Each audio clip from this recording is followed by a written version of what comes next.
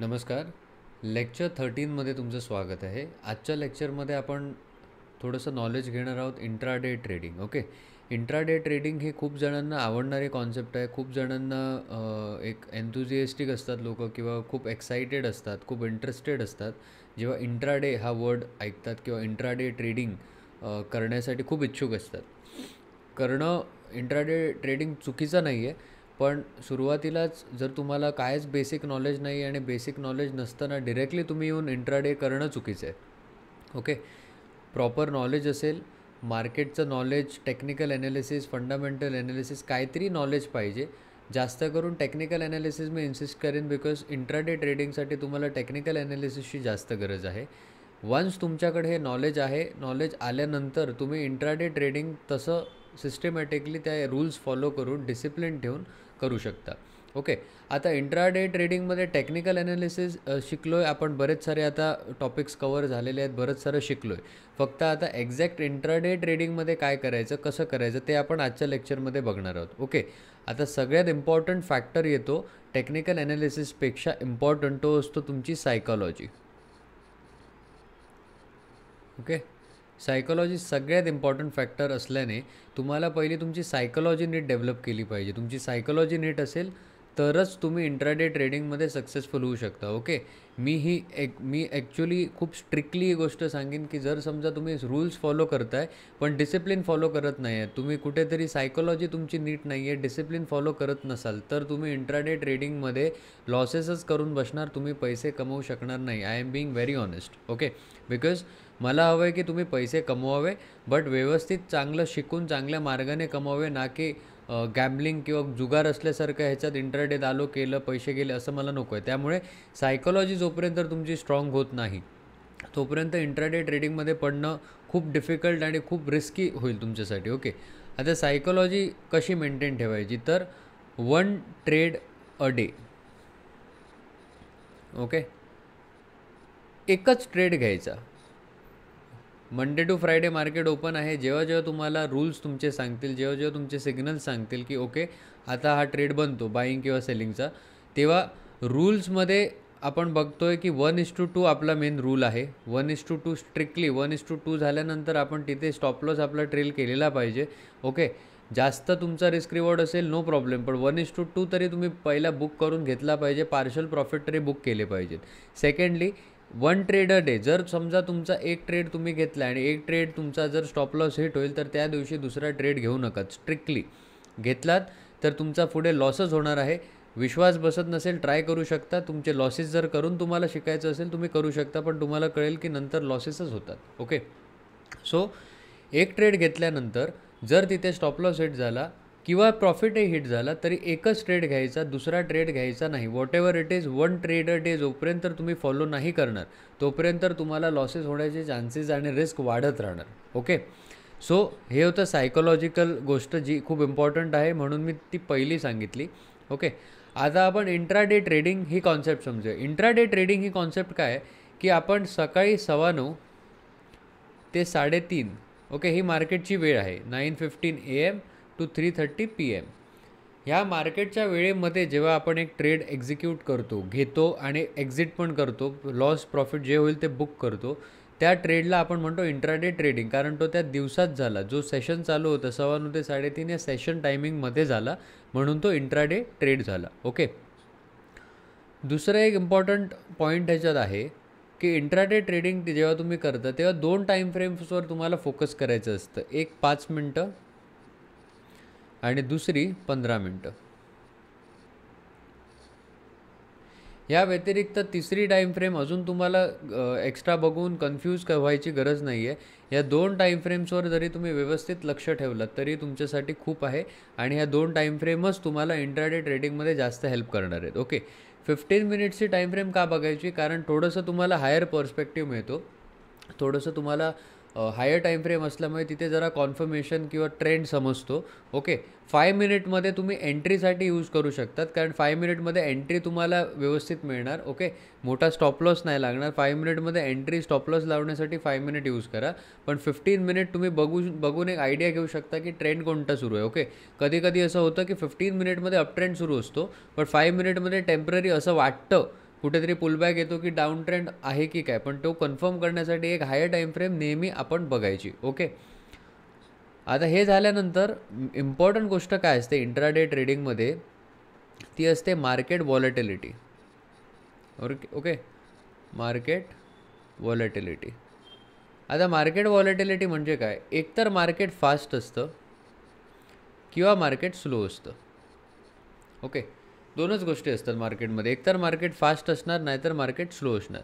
आता जेव्हा आपण फास्ट टर्म यूज करतो त्यालाच आपण दुसरं टेक्निकल टर्म वापरतो व्हॉलेटिलिटी. ओके, व्हॉलेटिलिटी जास्त असणं म्हणजे मार्केट फास्ट असणार, मार्केट तुम्हाला लवकर तुमचं टार्गेट अचीव करून देऊ शकतं आणि मार्केटची मूवमेंट फास्ट असणार. ओके, स्लो व्हॉलेटिलिटी जेव्हा कमी असणार तेव्हा मार्केट तुमचं स्लो असणार. ओके, तेव्हा कदाचित साईडवेज मार्केट राहू शकतं बराच टाईम, तुमचं टार्गेट हिट करायला पण खूप टाईम जाऊ शकतो, त्याच दिवशी पण कधी कधी होत नाही टार्गेट, तसंच राहतं किंवा तुम्हाला मग फोर्सफुली एक्झिट व्हावं लागतं. ओके, सो व्हॉलेटिलिटी आपल्याला चांगली हवी. व्हॉलेटिलिटी जर आपल्याला चांगली असेल तरच मार्केटमध्ये तुमची एंट्री बनते, आणि सेकंडली व्हॉलेटिलिटी चांगली असतानाच तुम्हाला चांगला प्रॉफिट, मोठा प्रॉफिट होऊ शकतो. बाकी स्लो जेव्हा मार्केट असणार आहे तेव्हा थोडंसं तुमचा प्रॉफिट रेशो कमी होऊ शकतो. ओके, आता व्हॉलेटिलिटी कशी ओळखायची, तर व्हॉलेटिलिटीचा एक इंडेक्स असतो जो स्क्रीनवर गेल्यानंतर मी तुम्हाला दाखवणारच आहे, पण त्याआधी एक समजा की तो इंडेक्स व्हॉलेटिलिटीचा जर 20+ असेल, ओके, वाढत असेल 20, 21, 22, 23, ओके, वाढत असेल तर आपण त्याला म्हणतो की चांगली व्हॉलेटिलिटी आहे किंवा हाय व्हॉलेटिलिटी आहे. सॉरी. ओके, जेव्हा हा 20 किंवा 20+ असतो तेव्हा व्हॉलेटिलिटी चांगली असते, तेव्हा मार्केट फास्ट असण्याचे चान्सेस असतात. तर तेव्हा जर तुम्ही ट्रेड घेतलात तर तुमचा ट्रेड एक्झिक्यूट झाल्यानंतर तुमचा लवकर प्रॉफिट बुकिंग तुम्हाला मिळू शकतं. ओके, फक्त व्हॉलेटिलिटी जास्त असते तेव्हा स्टॉप लॉस तुम्हाला व्यवस्थित लावावा लागतो, कारण व्हॉलेटिलिटी जास्त असल्यामुळे मार्केट थोडंसं पुलबॅक घेताना पण जास्त स्पीडली आणि थोडंसं वर खाली जास्त होऊ शकतं, त्यामुळे स्टॉप लॉस तुमचा इथे व्यवस्थित आपल्याला सेट करायचं आहे, ते आपण स्क्रीनवर बघणारच आहोत. बट 20च्या जर खाली असेल, 19, 18, 17 कमी होत असेल तर लो व्हॉलेटिलिटी असते. ओके, तर लो व्हॉलेटिलिटी असते.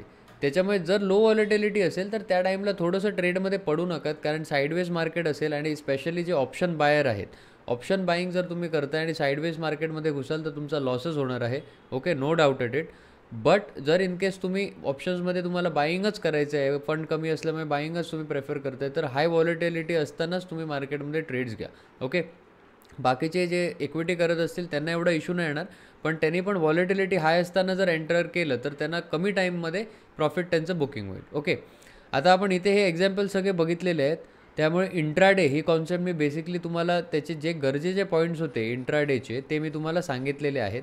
सो आता आपण वेळ न घालवता डायरेक्टली स्क्रीनवर जाऊया आणि स्क्रीनवर जाऊन आपण पहिलं चेक करूया की व्हॉलेटिलिटी इंडेक्स, ज्याला आपण विक्स किंवा इंडिया विक्स म्हणतो, ओके, इंडिया विक्स, तो कसा चेक करायचा ते बघूया आणि त्यानंतर डिरेक्टली चार्ट्सवर आपण काय रूल्स फॉलो करणार आहोत आणि कसं इंट्राडे ट्रेडिंग आपण करू शकतो विथ सम इंडिकेटर्स ते आपण चेक करूया. Okay, so directly let's go on the screen. तर आपण आता स्क्रीनवर बघतोय की पहिलं तर इंडिया विक्स कसं बघायचं, कसं चेक करायचा, इंडियन व्हॉलेटिलिटी इंडेक्स इंडियाचा कसा चेक करायचा, त्यासाठी गुगलवर तुम्हाला सिम्पली टाकायचं आहे India VIX. India VIX type केल्यानंतर गुगल सर्च करा. सर्च केल्यानंतर तुम्हाला इथे डिरेक्टली हा इंडियन विक्स मिळू शकतो. नाही मिळाला तर खालीच ही वेबसाईट आहे मनी कंट्रोल, ही पण जर तुम्ही ओपन केली तर तिथे पण तुम्हाला इंडिया विक्स हा मिळू शकतो. ओके, साधारण सिमिलरच असणार मनी कंट्रोल आणि ह्याच्यावर थोडासा मायन्यूट फरक आहे बघा, इथे 73 इथे 71 आहे. ओके, शक्यतो मनी कंट्रोलवर बघितलं तर चांगला तुम्हाला डिटेलमध्ये इथे मिळू शकतो. सो आता मी सांगितलं 20च्या खाली असेल तर तेव्हा मार्केटमध्ये व्हॉलेटिलिटी नाही आहे, मार्केट फास्ट नाही आहे, त्यामुळे ऑप्शन बाईंगसाठी हा टाईम चांगला नाही आहे. असं असेल तर ऑप्शन बाईंग करूच नकात. मार्केट चेक करण्याच्या आधी तुम्ही इंडिया विक्स बघा, इंडिया विक्सवर जर असं कमी दिसत असेल तर त्या दिवशी चार्ट ओपनच करू नका, ट्रेड करूच नका. ओके, आता इंडिया विक आपल्याला दिसला आहे. ओके, एक सेकंड, इंडिया विक आता आपल्याला इथे दिसला आहे 11.71. ओके, तर इंडिया विक आपल्याला इथे दिसल्यानंतर आज मार्केट थोडंसं साईडवेज किंवा स्लो असणार आहे हे आपण समजून घेऊया. ओके, सो आता स्टार्टिंगला तुम्ही बघता इथे थोडंसं मार्केट साईडवेज गेल्यासारखं गेलेलं आहे, एवढं जास्त व्हॉलेटिलिटी नाही आहे. ओके, आता आपल्याला फोकस करायचं आहे इंडिकेटर्सवर, जे इंडिकेटर्स आपल्याला हेल्प करणार आहेत ट्रेड कधी घ्यायचा हे सांगण्यासाठी. ओके, सो फर्स्ट आता मी निफ्टी 50च्या इंडेक्समध्ये आहे, हे सेम स्टॉक्समध्ये पण तुम्ही सेम फॉलो करू शकतात. आता पहिला आपण इंडेक्सवरून एक समजून घेऊया की कसं कुठले इंडिकेटर्स गरजेचे आहेत. एक तर तुम्हाला गरजेचं आहे super trend. Okay, super trend select केलात, सुपर ट्रेंड आलेला आहे. सुपर ट्रेंडला आपल्याला सुपर ट्रेंडचे सेटिंग्स चेंज करायचे असतात. इनपुट्समध्ये जावा, तिथे पहिलं 20 आणि फॅक्टर 2. ओके, थोडासा फास्ट होतो हा इंडिकेटर. आता जिथे डाऊन ट्रेंड आहे तिथे तुम्हाला डाऊन ट्रेंडमध्ये सेलिंग एंट्रीज घ्यायचे आहेत, जिथे अप ट्रेंड आहे तिथे बाईंग एंट्रीज घ्यायचे आहेत. आता आपण बघतो इथे बराच टाईम आपल्याला इथे डाऊन ट्रेंड सुरू होता. ओके, आता हे ओळखण्यासाठी सेकंड इम्पॉर्टंट इंडिकेटर आपला आहे MACD. Okay, moving average convergence divergence. MACD आपण लावला खाली, थोडंसं मोठं असं करूया म्हणजे आपल्याला नीट क्रॉसओव्हर्स दिसतील. ओके, आणि थर्ड आपला इंडिकेटर आहे व्हॉल्यूम्स. ओके, व्हॉल्यूमवर आपण ऑलरेडी डिस्कस केलेलं आहे. व्हॉल्यूम ॲनालिसिसचा लेक्चर पण आपण घेतलेला आहे. कन्फ्युजन असेल तो लेक्चर परत जाऊन बघा, बिकॉज कन्फ्युजन्स नको आहेत. कॉन्सेप्ट क्लिअर झाल्या तरच तुम्ही तुमचं ट्रेडिंग एक कुठेतरी ट्रेडिंग स्किल डेव्हलप होऊ शकतो. ओके, सो कॉन्सेप्ट्स क्लिअर झाले पाहिजेत. आता जेव्हा आपण 5 मिनटाच्या टाईम फ्रेममध्ये आणि MACD बघतो तर खाली आपल्याला जेव्हा बघा MACD आपल्याला क्रॉसओव्हर देणार. मी सांगितलं MACDने ब्लू लाईनने रेड लाईनला जर खालून वर क्रॉसओव्हर दिला तर बाईंग करायचं, आणि MACD जर वरून खाली ब्लू लाईनने क्रॉसओव्हर दिला तर सेलिंग करायचं. ओके, सो इथे आता हा डाऊन ट्रेंड सुरू आहे. ओके, स्क्रीनवर इथे एक्झाम्पल बघा, इथे हा डाऊन ट्रेंड सुरू आहे. ओके, तर हा डाऊन ट्रेंड इथे सुरू असताना जर तुम्ही बघितलं की MACDने आपल्याला इथे क्रॉसओव्हर दिलेला आहे. ओके, जेव्हा MACDने क्रॉसओव्हर दिला, तो क्रॉसओव्हर दिल्यानंतर आपल्याला व्हॉल्यूम्स बघायचे आहेत की व्हॉल्यूम्स खूप कमी नाही झाले पाहिजेत, व्हॉल्यूम श्रिंक नाही झाले पाहिजेत एकदम, म्हणजे मूविंग ॲव्हरेज आणि व्हॉल्यूम्समधली गॅप कमी नाही झाली पाहिजे. अति जास्त गॅप असेल तर समजा व्हॉल्यूम श्रिंक झालेत. ओके, इथे व्हॉल्यूम्स कुठेतरी स्टेबल आहेत, एक लाईनमध्येच धरून आहे. सो जेव्हा हा आपण पहिलं इंडिया विक्स बघितलं, इंडिया विक्स जर तुमचं असेल चांगलं +20, 25 वगैरे असं, तर तेव्हा हाय व्हॉलेटिलिटी असणार आहे. प्लस सेकंडली जेव्हा सुपर ट्रेंड तुम्हाला सांगतो आहे की आता डाऊन ट्रेंड सुरू आहे. ओके, तेव्हा तुम्ही MACDने क्रॉसओव्हर दिल्यानंतरच्या पुढच्या कॅन्डलला इथे समजा एंट्री जर घेतली. ओके, आपण एंट्री घेऊन बघूया. इथे आपण जर समजा एंट्री घेतली क्रॉसओव्हर नंतर, आपला स्टॉप लॉस कुठे असणार? सगळ्यात इम्पॉर्टंट आपला स्टॉप लॉस असणार ज्या कॅन्डलला आपण एंट्री घेतली आहे त्याच्या मागच्या 3 कॅन्डलचा जो कुठला हाय असेल तो आपला स्टॉप लॉस असणार. ओके, आता आपण ह्या कॅन्डलला एंट्री घेतली, ह्या कॅन्डलला आपण एंट्री घेतली क्रॉसओव्हर झाल्यानंतर, क्रॉसओव्हरच्या पुढची कॅन्डल ही आहे, इथे एंट्री घेतली. इथे एंट्री घेतल्यानंतर आपल्याला 1, 2, 3 या 3 कॅन्डलचा जो हाय असेल तिथे त्याच्या आसपास आपल्याला स्टॉप लॉस आणून ठेवायचं आहे. ओके, त्याच्या आसपास आपण स्टॉप लॉस ठेवला. आता टार्गेट काय असावं? टार्गेट आपल्याला पहिलं एक मेंडेटरी मी तुम्हाला सांगेन, टार्गेट असावं 1:2.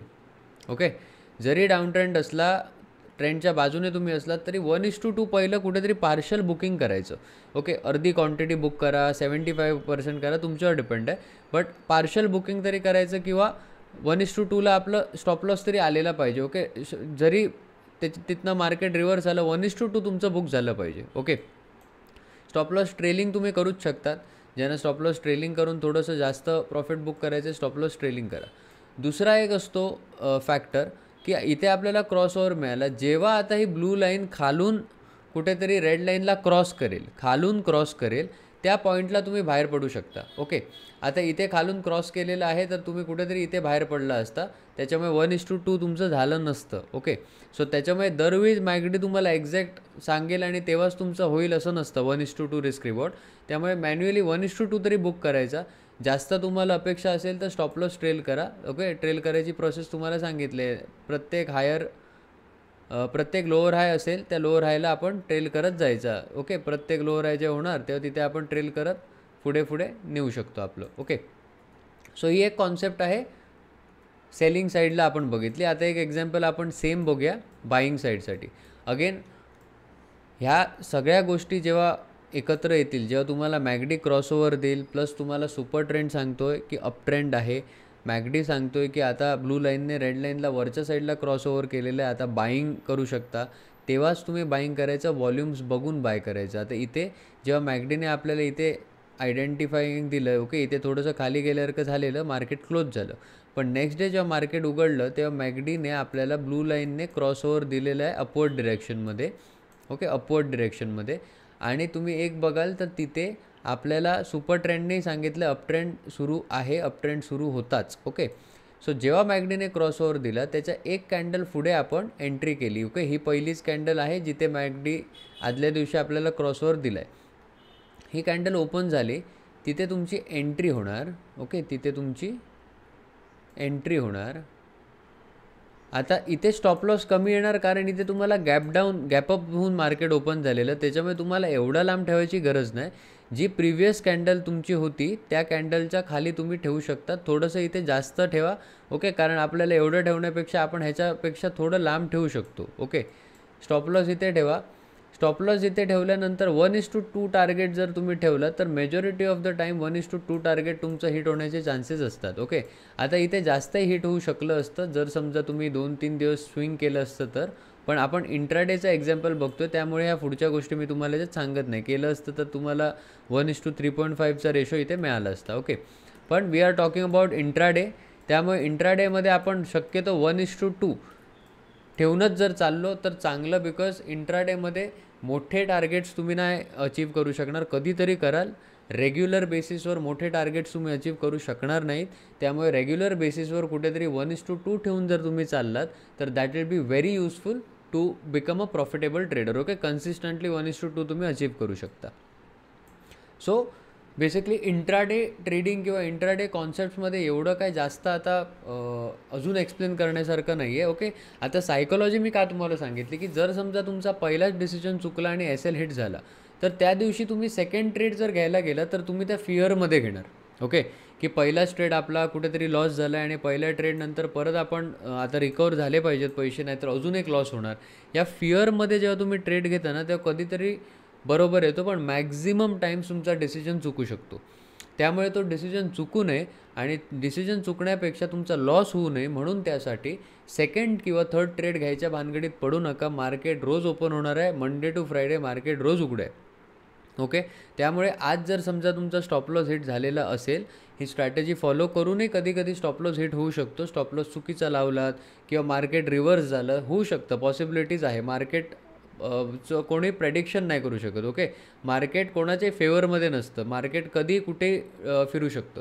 त्यामुळे एक पहिला ट्रेड जर तुमचा चुकला तर त्यानंतर तुम्ही डिरेक्टली एक करायचं जे मी फॉलो करतो की चार्ट्स बघायचे नाहीत तो दिवस. चार्ट्स बघितला तर परत तुम्ही रिएंट्री करणार, त्याच्यामुळे त्या दिवशी चार्ट्स बघायचे नाहीत. जी काय तुमची बाकी इतर कामं असतील ती करा. स्टुडंट्स आहेत ज्यांना काय कामं नसतील त्यांनी अभ्यासावर लक्ष द्या किंवा त्या दिवशी काहीतरी अभ्यासाचं करा. खेळायला जावा, मूवीज बघा, TV बघा, दुसरं काही करा, पण ट्रेडिंगमध्ये त्या दिवशी परत ट्रेड घ्यायला यायचं नाही. ऑपॉर्च्युनिटी मार्केट परत देणार, नेक्स्ट डे नक्की देईल, तिसऱ्या दिवशी नक्की देईल, पण त्याच्यासाठी पेशन्स ठेवा. रोज मार्केटमध्ये एकच ट्रेड घ्यायचा, 1 ट्रेड अ डे. हा डिसिप्लिन जर तुम्ही फॉलो केलात तर तुमची सायकोलॉजी पण स्ट्रॉंग राहणार आणि तुम्ही मोठमोठ्या लॉसेसपासून वाचणार आणि लाँग टर्ममध्ये कन्सिस्टंटली तुम्ही प्रॉफिटेबल होऊ शकता. ओके, सो आजच्या लेक्चरमध्ये इम्पॉर्टंट खूप मी गोष्टी सांगितल्यात, कळल्या नसतील तर परत तुम्ही बघा, रिपीटेडली बघा, बिकॉज इंट्राडे ट्रेडिंग मी समजवलं पण त्याचे कॉन्सिक्वेन्सेस, प्रॉब्लेम्स आणि त्याचे काय फटके बसू शकतात हे मी याच्यात एक्सप्लेन केलं. त्यामुळे अगेन विक्स कमी असेल तर सेलिंग, तुम्ही ऑप्शन बाईंग करू नका. ऑप्शन सेलिंग करत असाल तर ठीक आहे.